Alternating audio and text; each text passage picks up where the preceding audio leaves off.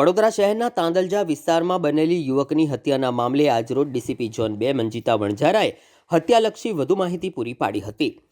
કુદરતી મોત નથી એવી આશંકા સાથે મૃતદેહ બહાર કાઢવામાં આવ્યો હતો. મૃતકની પત્નીએ જ તેના પુરુષ મિત્રની મદદ લઈને ગળું દબાવીને યુવકને મોતને ઘાટ ઉતારી દીધો હતો.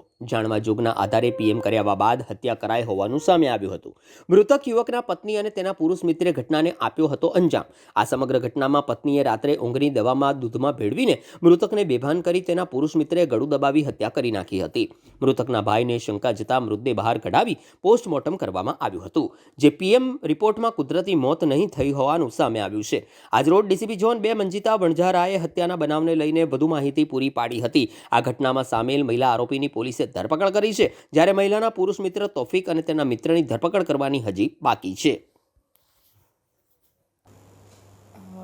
જેપી રોડ પોલીસ સ્ટેશનની અંદર અમારી પાસે પ્રારંભિક એવી માહિતી આવેલી હતી કે જે ફરિયાદી છે ઇમ્તિયાઝભાઈ બંજારા એ જે મૃતક છે એના મોટા ભાઈ હતા અને એમના નાનો ભાઈ જે મૃતક ઇરશાદ એ મરી ગયો છે એના બાબતે અમને જાણ કરેલ અને ત્યારબાદ અમે લોકો શરૂઆતમાં જાણવાજોગ દાખલ કરી હતી. જાણવાજોગના આધારે અમે લોકોએ પોસ્ટમોર્ટમ રિપોર્ટના આધારે ગુના દાખલ કરવાની પ્રક્રિયા ચાલુ કરી છે.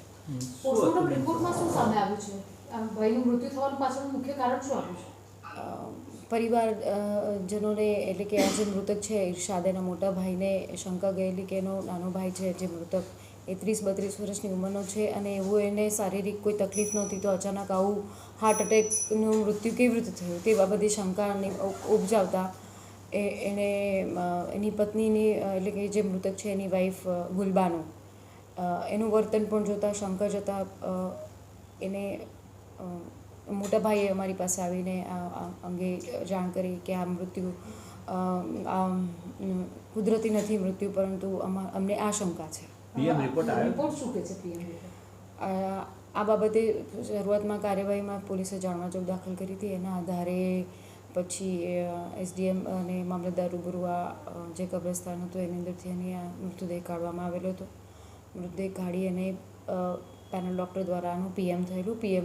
પીએમમાં આનું મૃત્યુ કુદરતી મૃત્યુ નથી એવી રીતના જાણકારી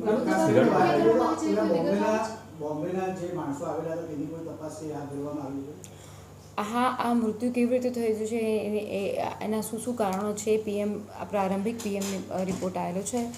અમે ડિટેલ તપાસ કરી છે કે આગળ આ મૃત્યુ થવાનું મુખ્ય કારણ શું છે અને કેવી રીતે મારવામાં આવેલું અને આમાં આ મોત કોણે નિપજાઈ છે, એની વાઈફ છે એની સાથે કોણ મળતિયા છે, એની એ શંકા અત્યારે હાલ વ્યક્ત થઈ રહી છે. આધારે પોલીસ આગળ તપાસ કરી રહી છે. મૃતકની પત્નીની અત્યારે પ્રારંભિક પૂછપરછની અંદર એને કબૂલ્યું છે ખરું કે? હા, એની પ્રારંભિક પૂછપરછમાં એ કહી રહી છે કે એને એના પ્રેમી સાથે મળીને એના પતિની હત્યા કરવાનો પ્રયત્ન કર્યો છે. બેન, ગેરની ગોળી કંઈ આપીને પછી આ કૃત્ય આચર્યું છે, સાચી વાત છે? એવું કંઈ કબૂલાત? હા, એ આગળ તપાસમાં અમે લોકો તપાસ કરી રહ્યા છે કે એને આ મૃત્યુ નિપજાવવા માટે એણે કયા સ્ટેપ કરેલા છે, કેવી રીતે એને માર્યો છે, ગળે ફાંસો આપ્યો હતો કે અત્યારે કોઈ દવા આપી છે કે એ તપાસનો વિષય છે. અત્યારે કેટલા આરોપીઓને આપણે અટક કરી છે, ધરપકડ? અત્યારે હાલ જે એની પત્ની છે ગુલબાનો એને અમે લોકોએ એની અટક કરવાની કાર્યવાહી ચાલુ કરી છે. સૌથી પહેલાં તો અમારી પાસે જાણવા જોગાયેલી હતી કે અમારો જે ભાઈ છે એ કુદરતી મૃત્યુ નથી થયું, અમને આશંકા છે. એના આધારે મેં જાણવા જોગની તપાસ ચાલુ કરેલી છે. મુંબઈની આજે છોકરી જે ક્યાં રહેતી હતી? બેન મુંબઈના નથી.